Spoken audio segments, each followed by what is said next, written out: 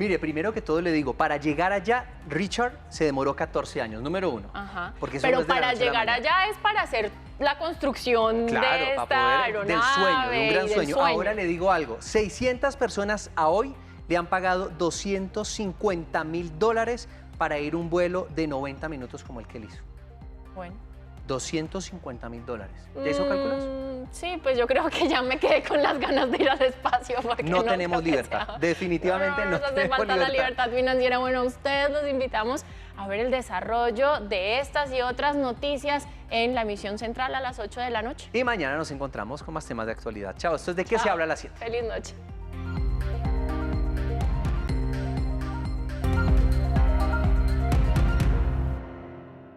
Este programa es para toda la familia. No contiene escenas de sexo ni violencia. Los menores deben estar en compañía de los padres o un adulto responsable. Contiene sistema closed caption. Este programa fue financiado con recursos del Ministerio de las TIC.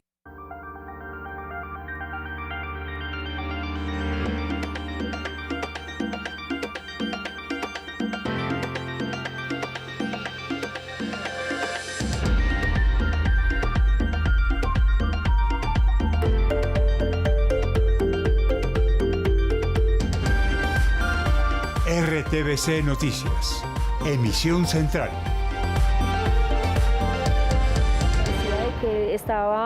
De que ellos habían llegado tarde, lamentablemente tarde, a donde la persona que iban a ir a cuidar, que estaba en una casa, que estaba encerrado, que estaba acorralado, que habían disparos por todo lado, que ellos iban a tratar de mediar la situación y de entregarse.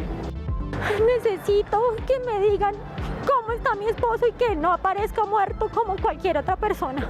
No quiero que mi esposo corra peligro. Familias en Colombia de los supuestos mercenarios insisten en que viajaron para hacer tareas de escolta. Piden que los cuerpos de los muertos sean repatriados rápidamente. Una empresa de Estados Unidos sería la encargada de reclutar a los exmilitares colombianos para enviarlos a Haití. Un ciudadano venezolano es el representante legal.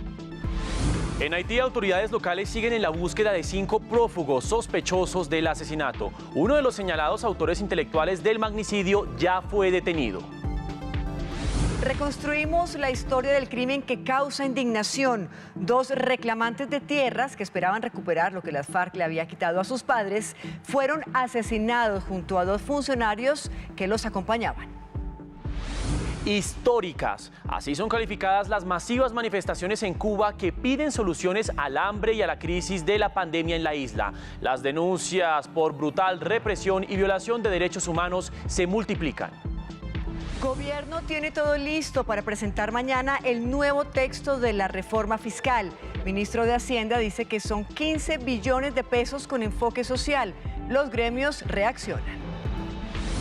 En Venezuela, el líder opositor Juan Guaidó denunció retención de varios minutos en su residencia en Caracas. Freddy Guevara, dirigente cercano a su equipo, fue detenido.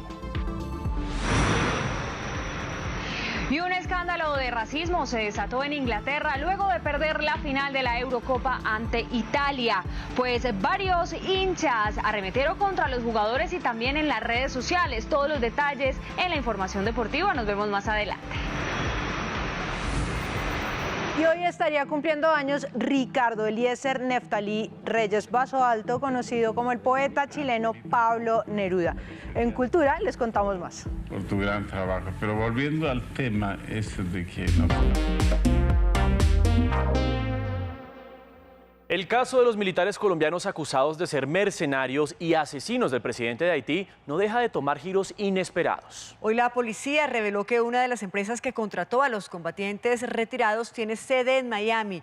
Usted, Stephanie Valencia, habló con las familias de los acusados. ¿Qué le dijeron? Muy buenas noches.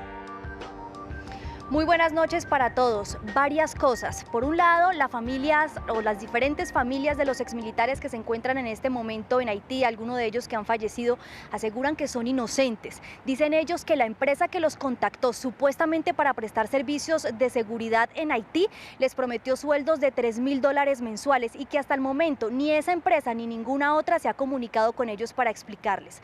Hablamos con las familias y nos relataron lo ocurrido. Necesito que me digan cómo está mi esposo y que no aparezca muerto como cualquier otra persona.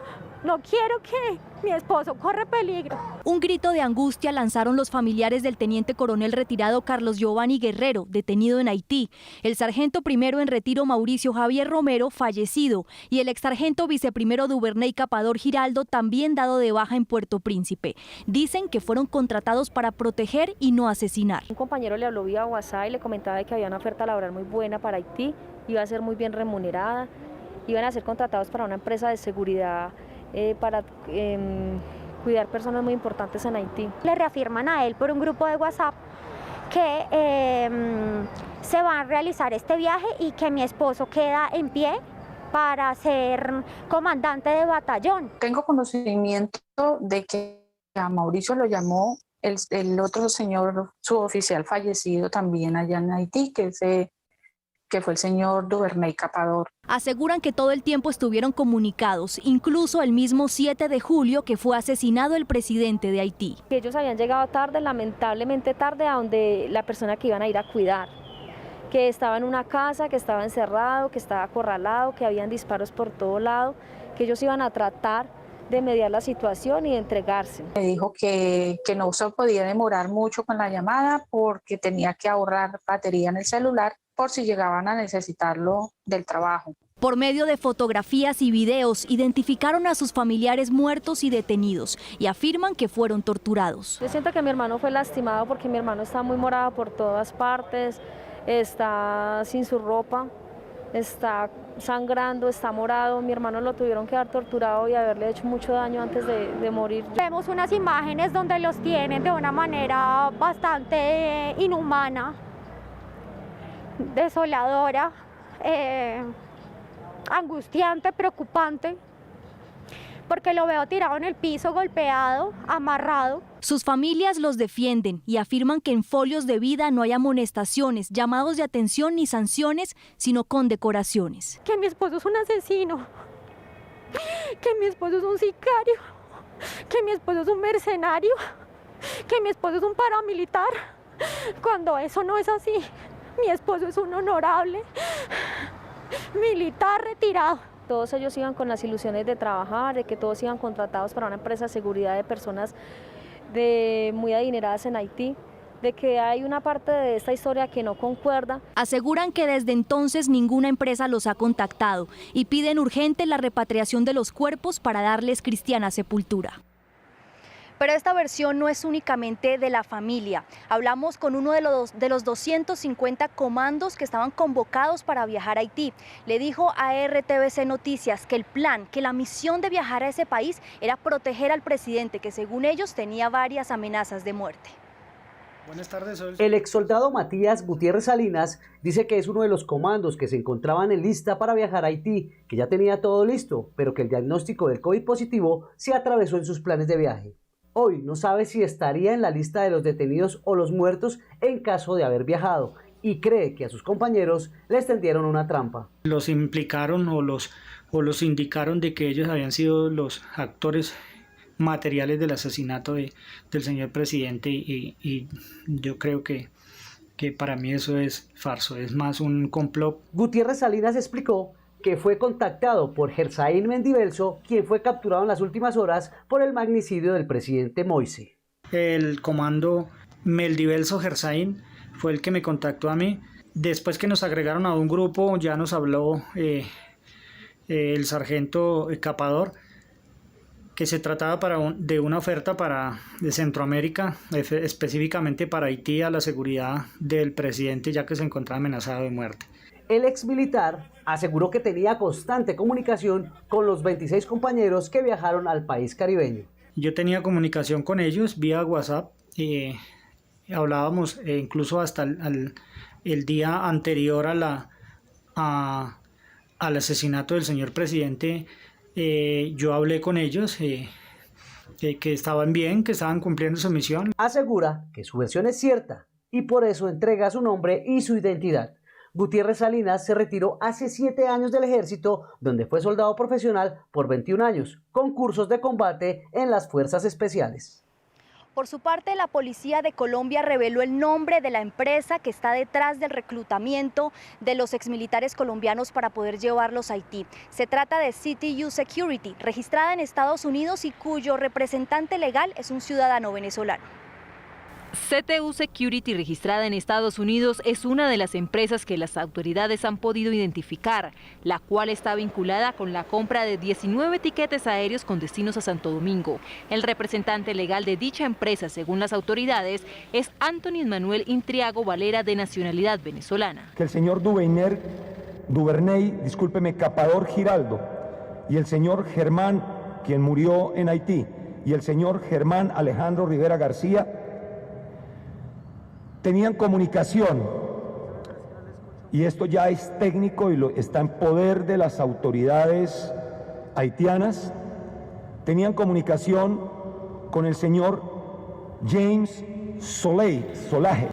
Las autoridades colombianas han establecido 4 equipos de trabajo con varias entidades en cabeza de Interpol con el fin de recolectar la información solicitada por Haití. En dicho proceso han intercambiado más de 300 comunicaciones en las que han enviado registros migratorios en los que se evidencian 32 movimientos. De esas 806 imágenes se han sacado fotografías importantes para la identificación de personas aquí en Colombia, en República Dominicana, en Panamá y en Haití, por supuesto. 56 horas de videos han sido analizados. Hemos tomado 22 entrevistas policiales que ya han sido compartidas, la mayoría con las autoridades haitianas. También confirmaron que hay 21 colombianos identificados, entre ellos 3 muertos y 18 capturados.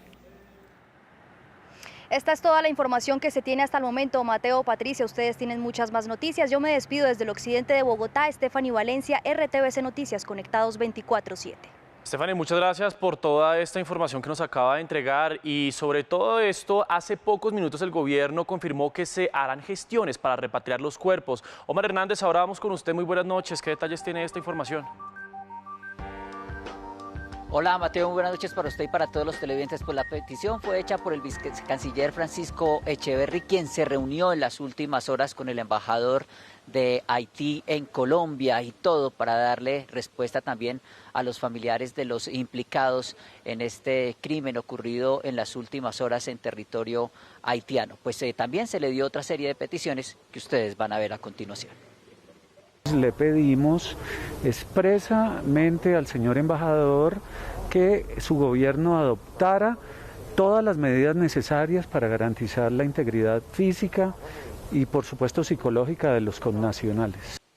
Pues Patricia y televidentes, esperemos cuál va a ser la respuesta del gobierno de Haití al de Colombia para mirar cuál va a ser ese proceso de repatriación, pero también el acompañamiento que se le van a hacer a las personas que se encuentran detenidas en Haití, pues implicados en el crimen del presidente de ese país. Es toda la información que se registra por el momento desde la Casa de Nariño. Omar Alejandro Hernández, RTVC Noticias, conectados 24/7. Gracias, Omar, por su información. En Haití siguen las investigaciones sobre los responsables, no solo materiales, sino intelectuales del magnicidio del presidente Jovenel Moïse. Uno de los supuestos sospechosos ya está en manos de la policía. 5 días después del asesinato del presidente de Haití, hay más grises que claros sobre lo ocurrido en la residencia del mandatario. Tras la captura de 18 colombianos y 2 haitianos de origen estadounidense que al parecer sirvieron de intérpretes para los mercenarios sudamericanos, la Policía Nacional de Haití los interrogó, y esto le dio pistas para capturar al que consideran uno de los supuestos autores intelectuales del magnicidio. Se trata de Christian Emmanuel Sonon, de 63 años, quien tenía aspiraciones políticas desde hacía al menos una década en Haití y residía en Estados Unidos, pero ingresó la semana pasada a su país de origen en un avión privado. Este hombre supuestamente contrató al comando para garantizar su seguridad a través de una empresa con base en Estados Unidos llamada CTU, dirigida por un venezolano. Pero la misión cambió.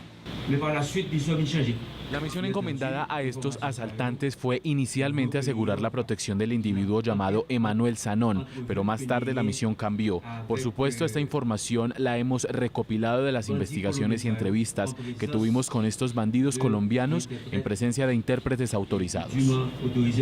La policía de Haití dice que Sonon se puso en contacto con otras 2 personas a las que también consideran actores intelectuales del magnicidio, pero no detallaron su identidad. Entre tanto, la policía de Haití informó que hoy busca a 5 supuestos integrantes del comando, todos colombianos, pero divulgó la identidad de uno solo de ellos, al que tildan de muy peligroso. Se trata de Mario Antonio Palacios. En el cartel piden a la población informar a las autoridades sobre el paradero de este hombre que aparece en algunas de las fotos vestido de militar.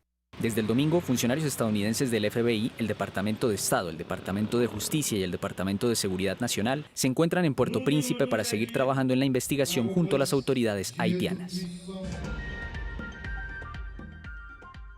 Continuamos con más información y ahora les contamos que hay indignación por una masacre que ocurrió en medio de un proceso de reclamación de tierras. 2 reclamantes que buscaban recuperar lo que las FARC les quitó a sus padres 20 años atrás fueron asesinados al lado de 2 funcionarios.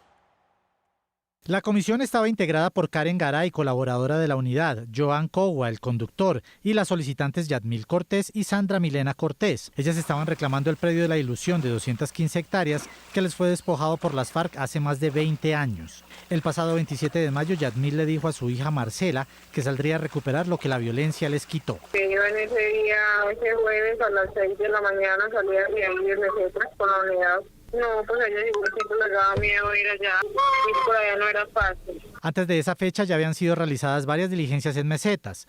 El director de la URT rechazó el hecho y afirmó que la entidad continuará trabajando por el regreso de los campesinos a sus tierras. Lo que sigue en la investigación es que las autoridades en materia criminal deberán determinar las causas, los móviles y las responsabilidades de estos hechos. No bajaremos la guardia. Lo que hacemos no es solo un trabajo, es una convicción de vida. Según las autoridades, el vehículo en el que se desplazaba la comisión fue encontrado en el corregimiento San Juan de Losada, zona rural de La Macarena. El director Castro afirmó que es la primera vez en 10 años de la vigencia de la ley de víctimas que ocurre un acto de este tipo contra un equipo que está en terreno adelantando labores de restitución.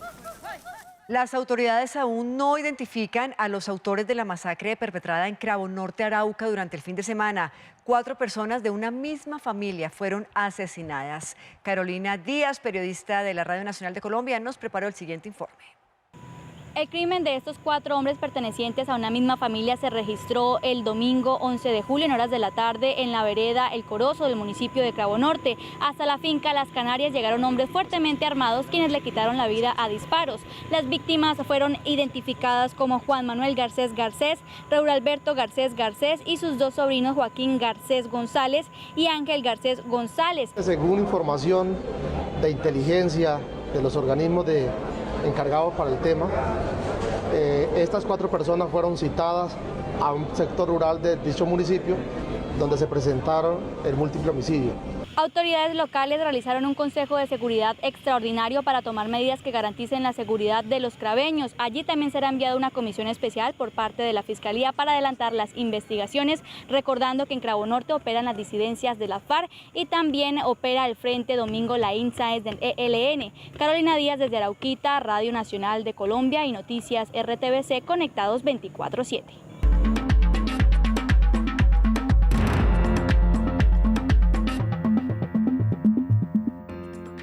Históricas y masivas manifestaciones en Cuba por parte de opositores al gobierno de Miguel Díaz-Canel, así como en Miami por parte del numeroso grupo de exiliados. Estados Unidos y la Unión Europea condenaron la represión contra quienes piden soluciones al hambre y la pandemia.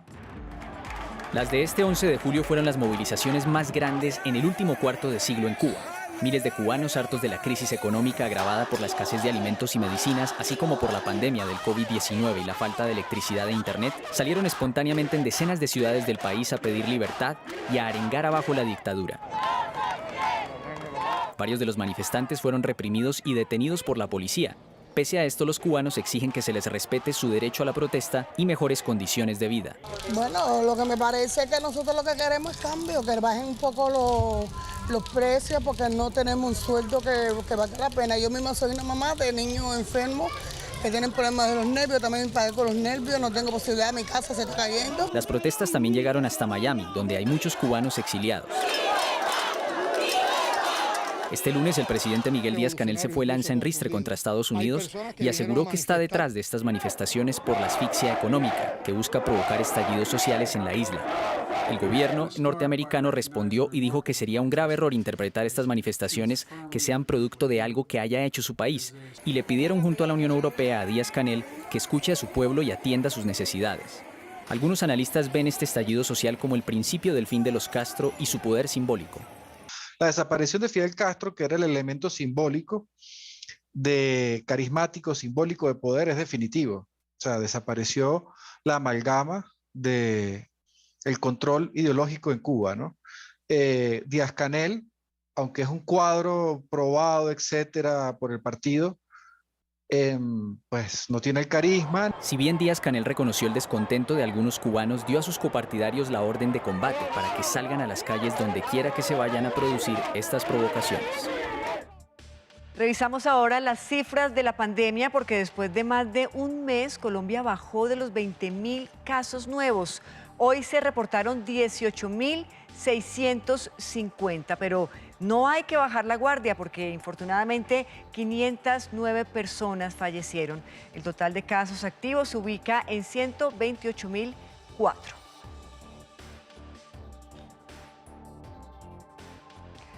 De otro lado, les contamos también que se inició el retorno gradual a las aulas de clase en varias regiones del país. Este es el tema hoy en nuestra ronda nacional con los periodistas de la Radio Nacional de Colombia. En el Tolima, la noticia es el retorno a partir de hoy a las clases presenciales en 1.300 sedes educativas rurales que cuenten con menos de 50 estudiantes. Serán alrededor de 26.000 menores que volverán a esta modalidad luego de año y medio de haberse anunciado la llegada de la pandemia del COVID-19 al país. En Antioquia, estudiantes de 102 municipios ya regresaron a las clases presenciales. Según autoridades, esperan que esta semana la totalidad de maestros, directivos y estudiantes retornen a las aulas. Según información oficial, uno de los motivos por lo que no se ha retornado clases en los 125 municipios obedece a la falta de personal de servicios generales. La noticia en Cartagena está relacionada con el no regreso de los estudiantes a los salones de clases para el próximo 15 de julio. Así lo dio a conocer la Secretaría de Educación de Cartagena, luego que se determinara que se cuenta con una baja ocupación de camas UCI inferior al 80%, pero que la vacunación de los profesores solo se encuentra en un 34%. En Santander, las autoridades aplazaron el regreso a clases de forma presencial hasta el próximo 21 de julio, mientras se terminan de adecuar algunas de las instituciones educativas y los docentes completan sus etapas de vacunación. Hasta tanto, los estudiantes seguirán recibiendo sus clases de forma virtual. En Santander, los pacientes COVID han acudido a la terapia ECMO como tratamiento alterno para tratar el virus. Esta terapia consiste en eliminar el dióxido de carbono de la sangre a través de un oxigenador. Sin embargo, esta alternativa pues está colapsada allí. John López, lo saludo y le pregunto qué se necesita para brindar este tratamiento a los ciudadanos. Buenas noches.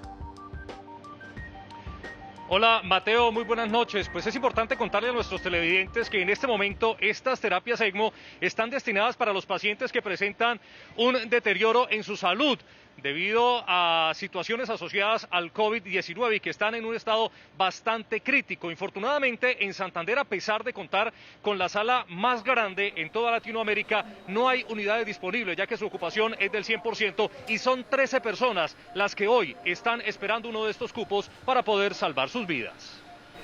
La terapia ECMO se ha convertido en la última esperanza de vida para muchos pacientes en grave estado de salud por afectaciones relacionadas al COVID, ya que reemplaza la función del pulmón por fuera del cuerpo del paciente. Nosotros ponemos unas tuberías que extraen la sangre sin oxígeno del cuerpo, la pasan por un pulmón artificial que oxigena la sangre y ya la sangre con oxígeno vuelve y entra al cuerpo. Arley Ahumada es uno de los pacientes en estado crítico de salud que afortunadamente pudo acceder a uno de estos cupos. Fue un alivio mayor cuando el doctor Salazar llamó a mi esposa y le dijo que yo había sido conectado satisfactoriamente a la ECMO. 30 días después de haber sido conectado a la terapia ECMO, Arley pudo salir por sus propios medios de la clínica. Todo ese proceso, esa terapia, desde el primer momento, ayuda a que uno salga de pronto por sus propios medios caminando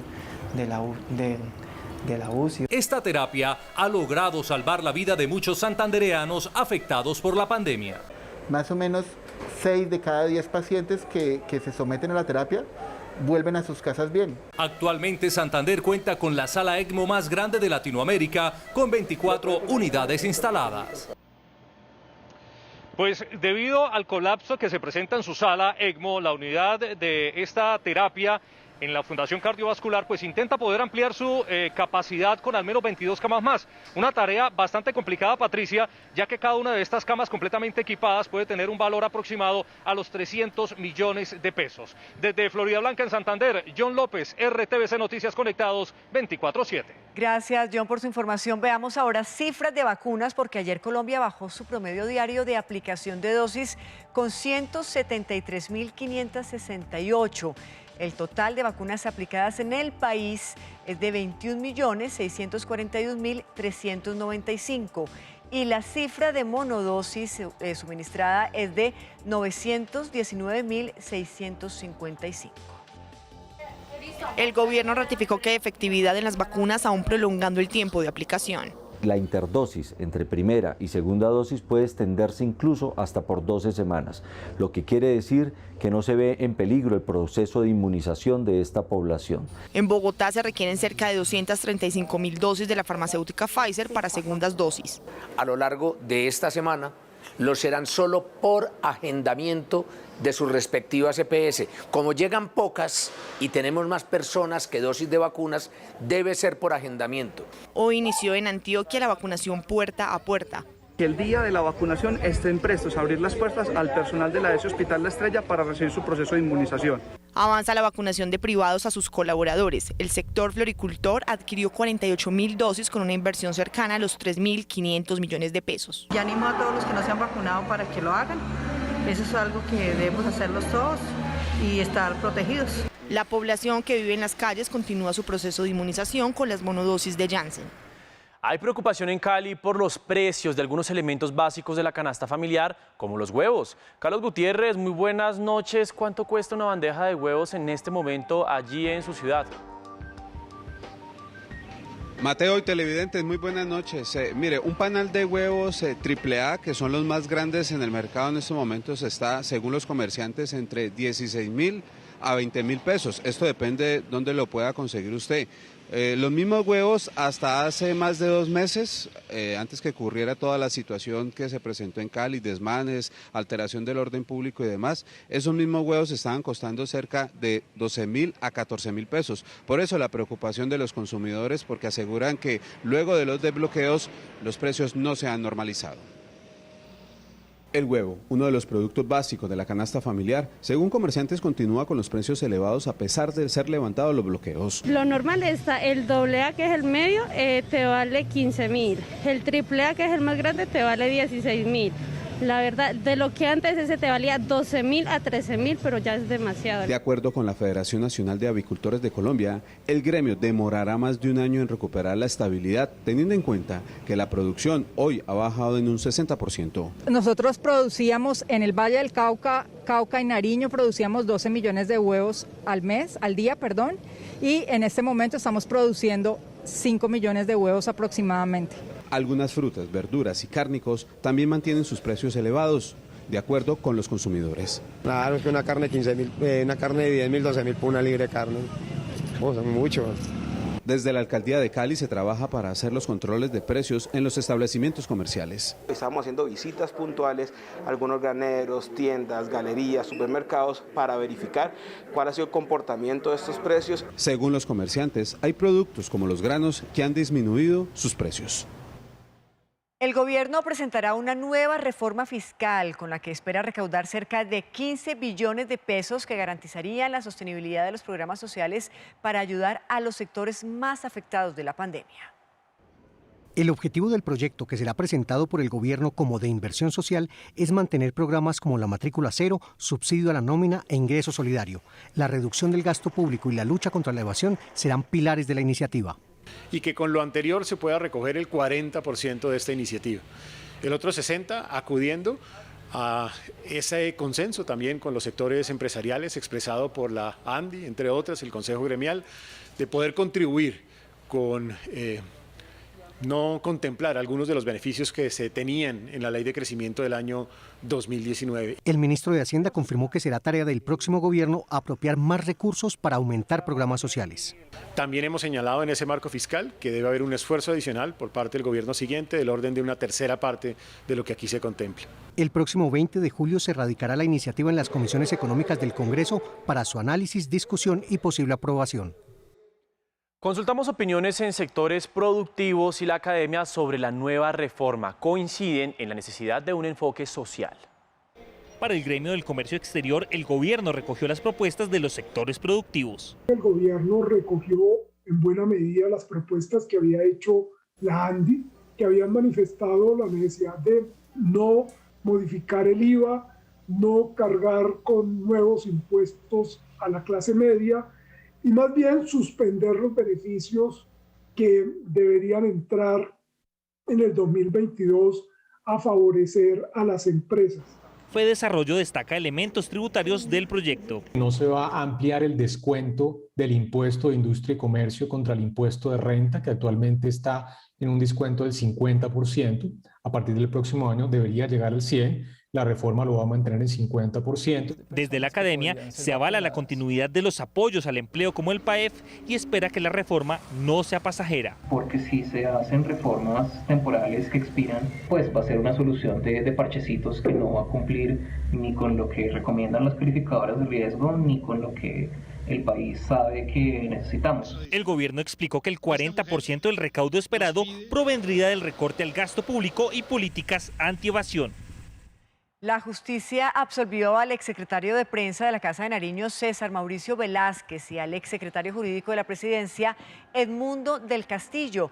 El juez 56 penal de Bogotá aseguró que la fiscalía no pudo demostrar la responsabilidad de los funcionarios en las interceptaciones conocidas como las chuzadas del DAS. Para el juez no fueron determinantes ni dieron la orden de los seguimientos a los magistrados. Un bebé murió en medio de un tiroteo en el municipio de Chinchiná, Caldas. Las autoridades ofrecen recompensa por información de los responsables. Esta y otras noticias del país con los periodistas de la Radio Nacional de Colombia.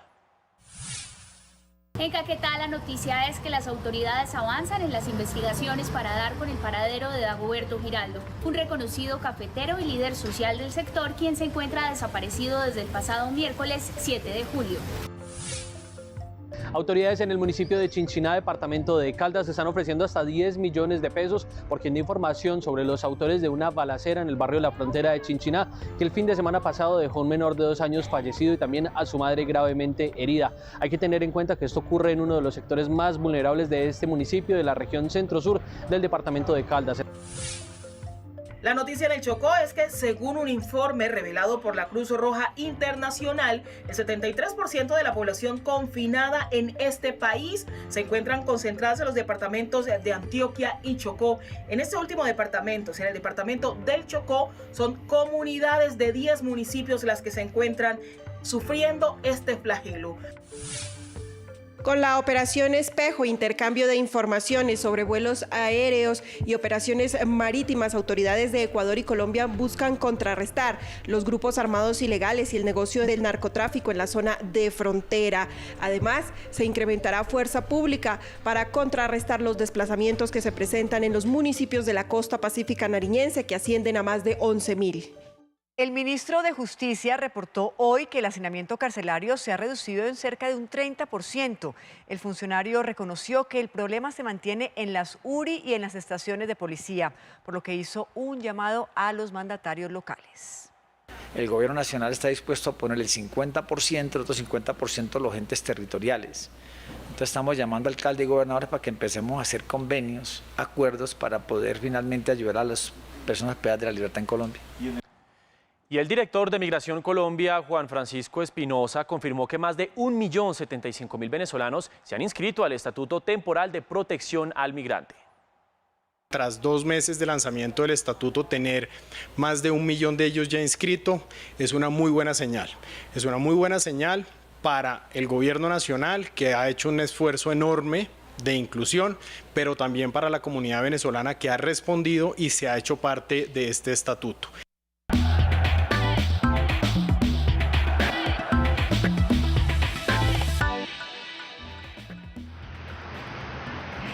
Muy buenas noches, qué bueno saludarlos desde la ciudad de Medellín y comenzamos con la primera entrega de la información deportiva aquí en RTVC Noticias. Y es que se desató un escándalo de racismo en Inglaterra después de que se perdiera la final de la Eurocopa ante Italia en la definición desde el punto penal, pues los hinchas arremetieron contra sus jugadores en redes sociales y esto ha causado, por supuesto, rechazo mundial.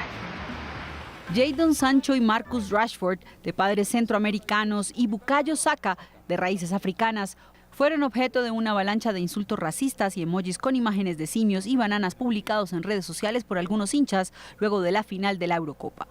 Ante estos hechos, el primer ministro británico Boris Johnson condenó los insultos dirigidos contra los 3 jugadores de la selección que fallaron sus penales y escribió en su cuenta de Twitter: Este equipo de Inglaterra merece ser elogiado como héroes, no abusado racialmente en las redes sociales.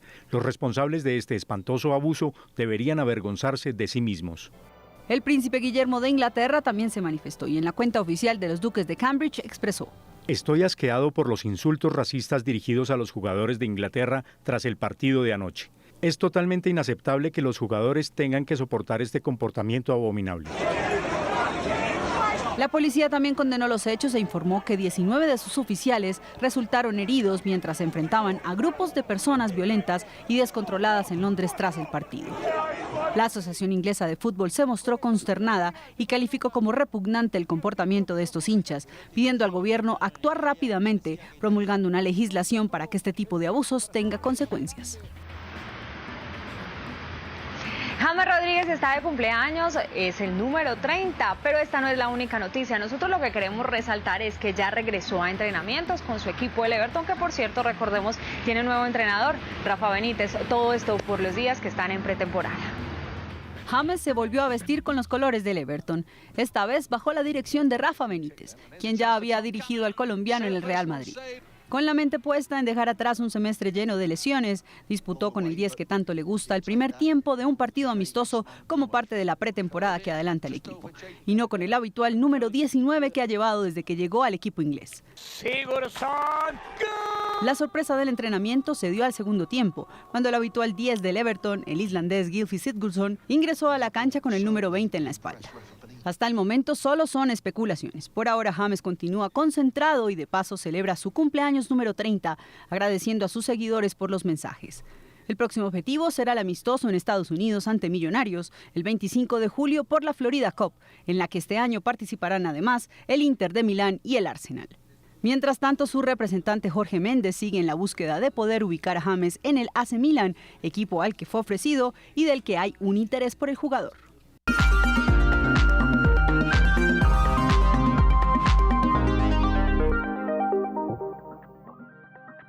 Y hoy estaría cumpliendo 117 años Ricardo Neftalí Reyes Basoalto, el poeta chileno Pablo Neruda, y por eso las otras 2 manos de esta sección, Jan Lemus y yo, hemos decidido hacer una mini lectura a 2 voces de nuestros 4 poemas favoritos, que son el poema número 15, el poema número 12, el poema Tus manos y el soneto 17. Vamos a ver si nos sale.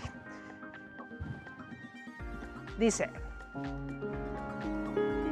Me gusta cuando callas porque estás como ausente, y me oyes desde lejos y mi voz no te toca.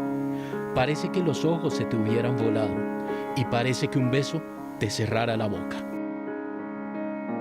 Cuando tus manos salen, amor, hacia las mías, que me traen volando, ¿por qué se detuvieron en mi boca de pronto? ¿Por qué las reconozco como si entonces, antes, las hubiera tocado? Como si antes de ser hubieran recorrido mi frente y mi cintura. Para mi corazón basta tu pecho, para tu libertad bastan mis alas. Desde mi boca llegará hasta el cielo lo que estaba dormido sobre tu alma. No te amo como si fueras rosa de sal, topacio o flecha de claveles que propagan el fuego. Te amo como se aman ciertas cosas oscuras, secretamente entre la sombra y el alma. Neruda es otro de esos ejemplos en que el arte se vuelve militante. Fue activista, senador, miembro del Comité Central del Partido Comunista, embajador de Francia y precandidato presidencial. De hecho, renunció a esa precandidatura porque sus votos prefirió que se lo sumaran a Salvador Allende. Fue Premio Nobel de Literatura y doctor honoris causa en Filosofía y Letras de la Universidad de Oxford, pero todo eso seguramente ustedes ya lo han escuchado o lo han leído en alguna parte, así que les voy a contar dos anécdotas que me contó Gabriel García Márquez sobre Pablo Neruda. Bueno, cuando digo me contó, quiero decir que leí en una columna que escribió para una revista en 1973. Resulta que Gabo y Neruda se conocieron en Venezuela en el 59, justo después de que se acabara la dictadura de Marcos Pérez. Gabo era periodista y Neruda pues ya era el gran genio de la poesía latinoamericana. Gabo lo admiraba un montón y la primera vez que lo vio ni siquiera se atrevió a pedirle un reportaje, ni una entrevista, ni nada. Después comenzaron a encontrarse con Neruda en otros círculos sociales, culturales, y ahí sí se volvieron amigos. Dicho esto, van las dos anécdotas. La primera es que cuando García Márquez publicó 100 años de soledad, Neruda se tardó en leerlo porque estaba muy ocupado. Matilde, la esposa, le insistía todo el tiempo: lea el libro de Gabo, venga, tiene que leerlo, y él nada que encontraba el espacio. En esas le salió un viaje a Manizales y lo primero que le preguntaron los periodistas cuando llegó a Colombia fue ¿qué opina de 100 años de soledad? Y él, muy convencido, dijo: es la mejor novela que se ha escrito en español después del Quijote. Esa tarde, cuando volvió al hotel, le dijo a Matilde: tú tienes que conseguirme ese libro porque me acabo de meter en la grande. Y la segunda anécdota es que una vez Neruda y Matilde estaban de visita en la casa de Gabo y Mercedes en Barcelona, y Mercedes era tan fan que quería que Neruda le firmara un libro. Gabo se moría de pena y le decía: no me vas a hacer pasar ese ridículo, pero pues como seguro ustedes ya han escuchado, ella era una mujer a la que era imposible prohibirle algo, y una mañana se despertó y fue a despertar al poeta que dormía en la cama de Gabo y de Mercedes. Ustedes sabrán que como buenos colombianos aprendieron a atender bien a las visitas y a darle el lugar más cómodo de la casa para dormir siempre. Entonces fue, lo despertó y le pidió que le firmara el libro. Neruda escribió a Mercedes en su cama. Luego se quedó pensando y dijo: uy, no, esto suena como raro. Entonces lo cambió y puso a Mercedes y a Gabo en su cama. Volvió a leer y dijo: uff, no, la verdad es que suena peor. Entonces al final puso fraternalmente Pablo. Volvió a leer, se murió de la risa y dijo: quedó peor que al principio, pero es que ¿ya qué? Frente Popular. Agradecer que vuelvo a tomar mis funciones de embajadores. Saludo a Chile. Auténtico. Continuamos con más información aquí en RTVC Noticias y ahora les contamos que hay una preocupante situación en Cartagena. Resulta que el tradicional barrio Manga está a punto de quedar aislado del resto de la ciudad por daños en los puentes de acceso. A raíz de estas enormes grietas, el puente Las Palmas, que une la avenida del Lago con el barrio Manga, fue cerrado. Según ingenieros de la alcaldía, el riesgo de colapso es latente. Ya teníamos listo para hacerle una reparación al puente por 700 millones de pesos. Cuando fueron los ingenieros de infraestructura, vieron eso y se alarmaron el estado tan deplorable en que se encuentra, que decidieron cerrar el puente. Manga es una isla que se comunica con el resto de la ciudad por puentes. A raíz del cierre del puente Las Palmas, el puente Jiménez, que tiene 73 años, podría venirse abajo, advierten ingenieros. Todo el carril que pasaba por Palma está pasando ahora, están pasando 5.000, 6.000 carros. Entonces lo que demuele un puente, lo que afecta a un pavimento, es la repetición de carga, es la que se está generando ahorita mismo por Jiménez. La ciudadanía cuestionó por qué las obras de reparación del primer puente deteriorado no se realizaron durante 2020 cuando hubo poco tráfico. Qué pena que no se hizo. Vamos a ver si se pone las manos a la obra, a moverse, porque Cartagena necesita inversión. Aún así, pues metieron un sistema de transporte a Manga que los puentes no lo resisten. A la fecha no se ha determinado cuál será el futuro del puente Las Palmas. Sin embargo, los problemas de movilidad se reflejan en trancones de hasta 2 horas. Y de Cartagena a Cali, porque 2.000 policías reforzarán el pie de fuerza de la ciudad para la conmemoración del 20 de julio. Las autoridades presentaron un plan de seguridad para evitar actos violentos ese día. Carlos Gutiérrez, vamos de nuevo con usted y esta información puntual. Adelante. Patricia y televidentes, muy buenas noches de nuevo. Estos uniformados van a estar en diferentes puntos críticos que ya fueron detectados por parte de las autoridades para contrarrestar los diferentes hechos delictivos que se han venido presentando en la capital vallecaucana, como el hurto y el homicidio. También van a intervenir en las movilizaciones que se tienen previstas para el 20 de julio. Integrantes de primera línea de los diferentes puntos de resistencia de Cali se reunieron para crear estrategias que permitan continuar con el paro nacional.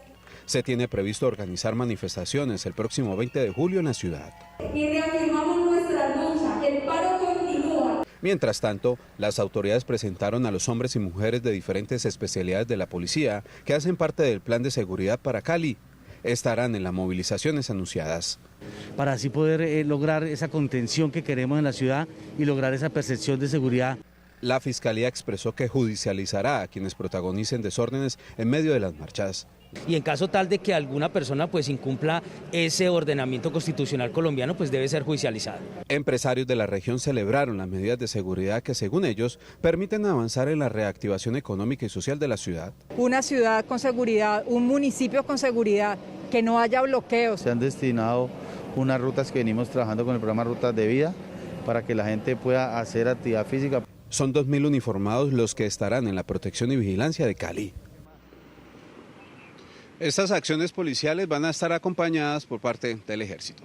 Información a esta hora de la noche en el sur de Cali. Carlos Gutiérrez, RTVC Noticias, conectados 24/7. Carlos, gracias. Más noticias. La Personería de Bogotá formuló pliego de cargos al exalcalde local de Teusaquillo, Julián Rodrigo Bernal. Esto por presuntas irregularidades en el proceso de selección del contratista Consorcio JR-Sede para la construcción de la sede de la alcaldía local por 22.290 millones de pesos, la cual lleva 2 años de retraso. Según el organismo de control, se encontró que presuntamente el contratista seleccionado incumplió con las reglas fijadas en el pliego de condiciones de esta licitación. Hechos judiciales de la jornada, información sobre impuestos en Bogotá, en este repaso que usted tiene que ver en un minuto. El Tribunal Superior de Bogotá dejó en firme la condena de 4 años de cárcel al piloto César Enrique Lancheros, quien mediante un acuerdo judicial aceptó los delitos de falsedad de documentos y fraude procesal. En Antioquia, la Fiscalía desmanteló a una organización sindicada de reclutar y preparar personas de la tercera edad para que llevaran estupefacientes camuflados hacia países de Centroamérica y Europa. En total fueron capturadas 4 mujeres y un hombre en Itagüí y Medellín. Cayó la banda Los Ducaleños, implicada en el tráfico de drogas y homicidios en el municipio de Soacha, Cundinamarca.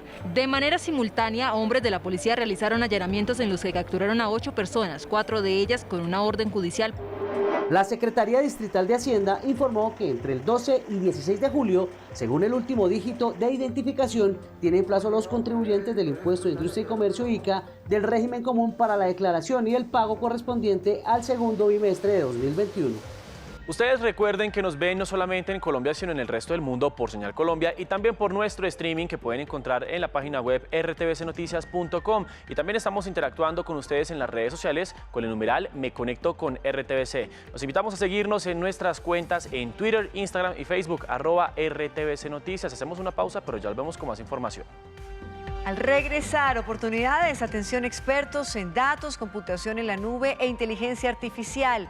Una empresa francesa está buscando talentos. Ya volvemos. Ya regresamos con más información en RTVC Noticias.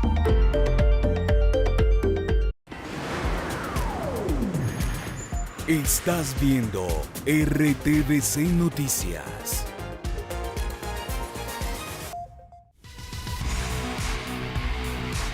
El campeonato latinoamericano de League of Legends tiene su energía al máximo. Conéctate cada fin de semana desde las 5 de la tarde con las partidas de la fecha. Sigue la transmisión vía streaming. Ingresa a www.senalcolombia.tv.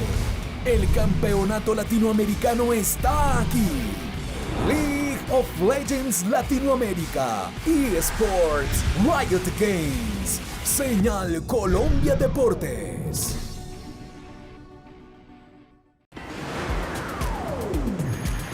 Estás viendo RTVC Noticias.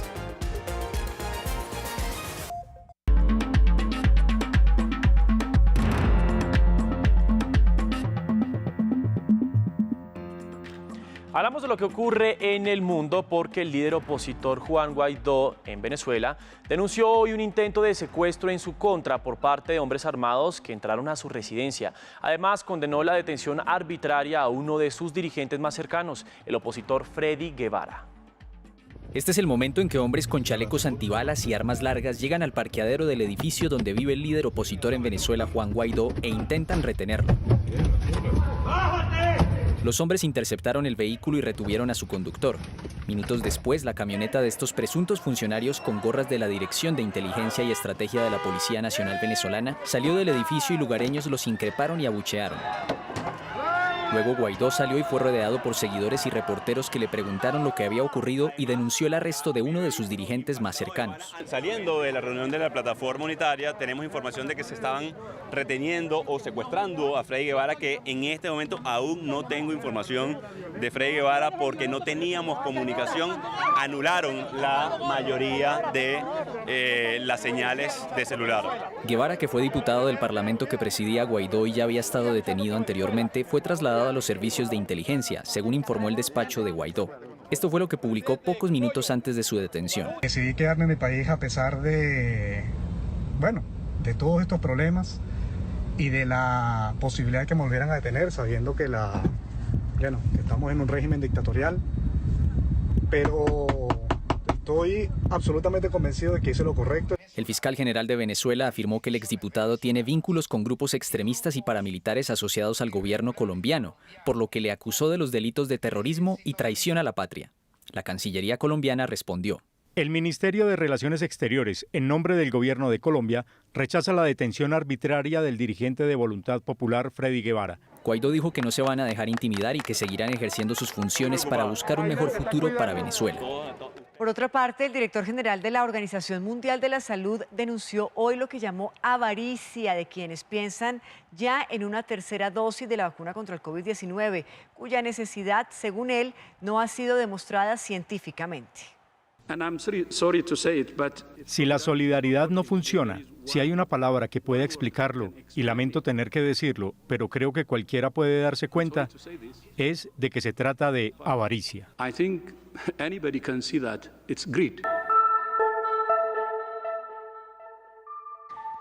Y hablamos ahora de oportunidades porque una empresa francesa está buscando personal que tenga conocimiento en datos, computación en la nube, inteligencia artificial, entre otros. Preste atención. En oportunidades de trabajo, vaya a la página jobs.kairos.co. Acá encontrará la página de la consultora internacional especializada en inteligencia de datos y transformación digital. Dé clic en la pestaña Vacantes disponibles, en donde se va a desplegar las oportunidades laborales como desarrollador, líder de calidad, arquitectos, arquitecto de software, líderes técnicos, consultores en marketing, delivery, aprendices, entre otros. De clic en la oferta que más se le acomoda a su perfil. Luego lea con detenimiento las responsabilidades y requisitos, además de la ciudad donde se requiere. De clic en aplicar, en donde tendrá que llenar su experiencia, datos personales y seguir el paso a paso. Y muy importante, si quieres seguir informado 24/7, nos puedes seguir en todas las redes sociales como RTVC Noticias.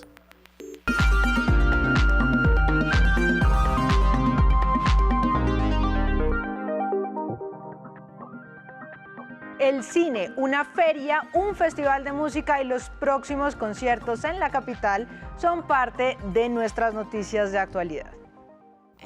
Se conocieron las primeras imágenes de la película Memoria. Esta cinta fue rodada en Colombia y es protagonizada por la actriz Tilda Swinton y el actor Elkin Díaz. Un largometraje que hace parte de la selección oficial de Cannes 2021.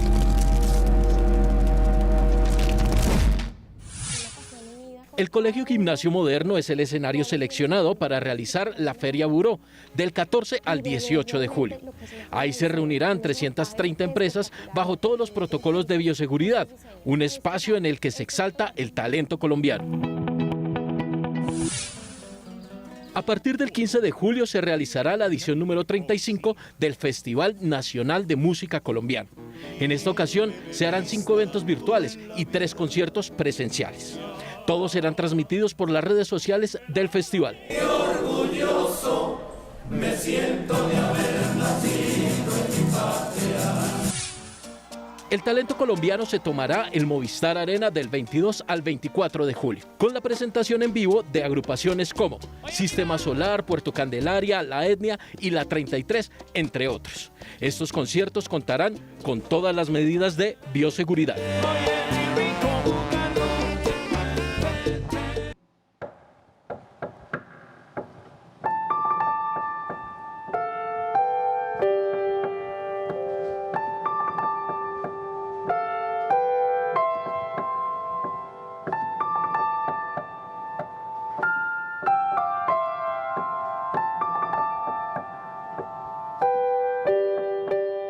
Uno puede no saber quién compuso esto, ni cómo, ni para qué, pero sí o sí se imagina Vaqueros e Indios. Así que el compositor, que es el inmenso Ennio Morricone, debe estar feliz en el cielo de los italianos con gafas, porque siempre dijo que la música debía contar historia. Y es que la discusión es más profunda. Existe algo que se llama música incidental, que es toda la música que tiene inspiraciones extramusicales, libros, películas, poemas, pinturas, y existen las bandas sonoras, que son músicas hechas especialmente para películas. Morricone decía que las bandas sonoras no existen, que la música evoca y comunica sin necesidad de la imagen y que cuando sale en cine, lo que tiene que hacer es contar una historia paralela que complemente lo que uno está viendo en la pantalla. Le voy a bajar 2 cambios a mi rumba.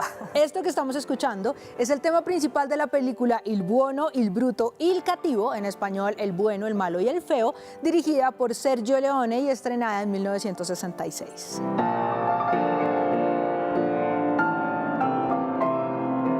El Bueno, El Malo y El Feo, como ya se imaginarán, es una película de vaqueros, pero no de las que hacen en Estados Unidos, que se llaman western, sino de las que hicieron en Italia, que se llaman western spaghetti. La razón del nombre es exactamente la que están pensando. In Italia mangiare spaghetti per vivere.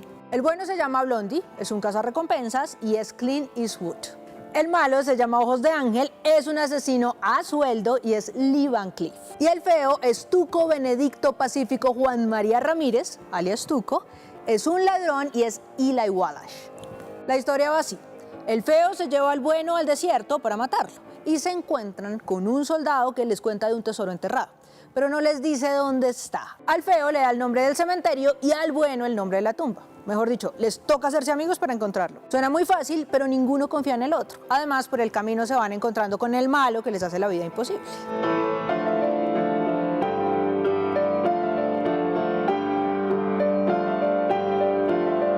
¿Qué fue lo que hizo Morricone con esta historia?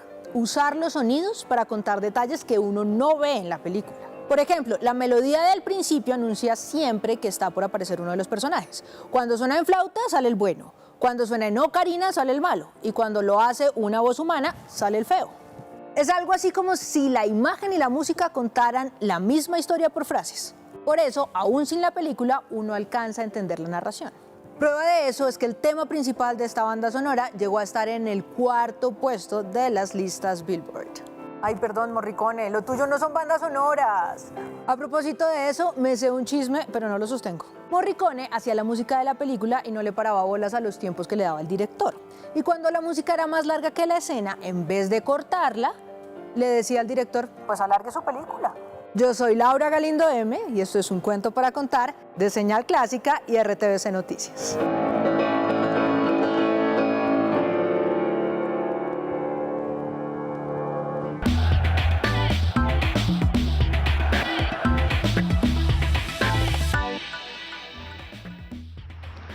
Y seguimos con la información deportiva porque la tenista cucuteña María Camila Osorio sigue dando de qué hablar, no por sus buenas actuaciones solamente en Wimbledon y en Roland Garros, sino porque hoy amaneció estrenando ranking profesional. Pues miren ustedes, impresionante lo que ha hecho la colombiana porque escaló 14 posiciones tras la nueva actualización del escalafón WTA, ubicándose en el puesto 80 gracias a los 170 puntos que obtuvo como resultado de sus 5 victorias en Londres. Este salto en clasificación mundial femenina le permitirá además ubicarse como la 4ª mejor jugadora del mundo menor de 20 años, además de acceder de forma directa a varios de los torneos del circuito.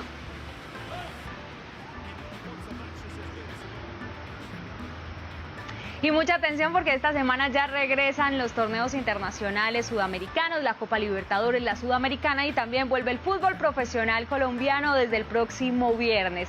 Pues bueno, les voy a contar porque tenemos 2 equipos participando, o mejor 3, en torneos internacionales colombianos. Estamos hablando pues del Junior de Barranquilla y el América, son esos 2. La buena noticia es que la Conmebol confirmó que autoriza el regreso de público para las 2 competencias. El América se va a enfrentar este martes ante el Paranaense de Brasil y el Junior se va a enfrentar a Libertad de Paraguay. Aunque el ente del fútbol sudamericano establece una serie de sugerencias para una reactivación en esta materia, deja abierta la opción para que las autoridades sanitarias de cada país discutan dichas recomendaciones y las apliquen o las modifiquen. Y a propósito de nuestro país, la liga comienza el viernes. Hoy la DIMAYOR dio a conocer el calendario. El partido más destacado de esta primera fecha será el que enfrente justamente los equipos que van a participar en torneos internacionales. América ante Junior, Santa Fe ante Cali, y yo sé que le interesa a Patricia porque el Pasto se va a enfrentar a Millonarios. Pero bueno, cambiemos de deporte porque vamos a hablar del mejor básquet del mundo, de la NBA, que está en instancias finales en los playoffs,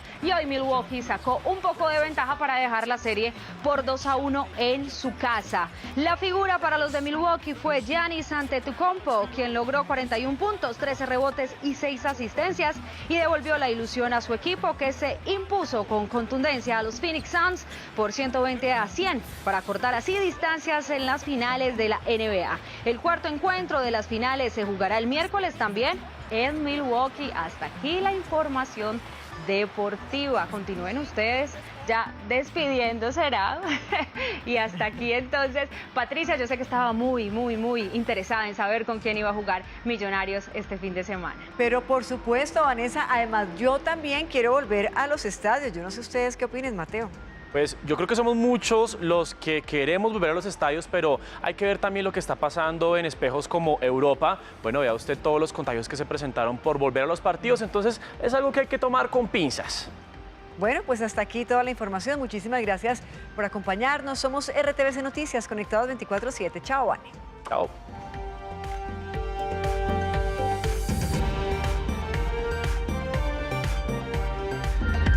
RTVC Noticias, emisión central. A continuación,